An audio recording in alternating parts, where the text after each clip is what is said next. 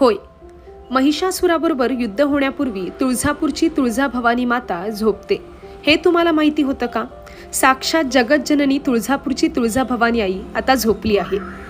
ह्या वर्षी 14 सप्टेंबर 2025 पासून आईच्या मंचकीय निद्रेची सुरुवात होते.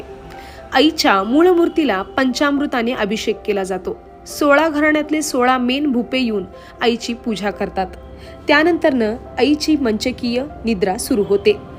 आईची मूळ मूर्ती जगातली एक अशी मूळ मूर्ती आहे जी स्वतःच्या जागेपासून हलू शकते. सगळेजण आईची मूर्ती खांद्यावरून घेऊन चांदीच्या पलंगाकडे घेऊन गेले जातात आणि आईच्या ह्या निद्रेला घोर निद्रा मानली जाते. पूर्ण विश्वामध्ये हे असं एक दृष्टी देखावा असतो जो साक्षात भक्तांच्या डोळ्याचं पारणं फेडणारं दृश्य असतं. आज तागत परंपरामध्ये वर्षातून 21 दिवस आई निद्रा घेते आणि ही परंपरा तुळजापूरमध्ये आज तागत कार्यरत आहे.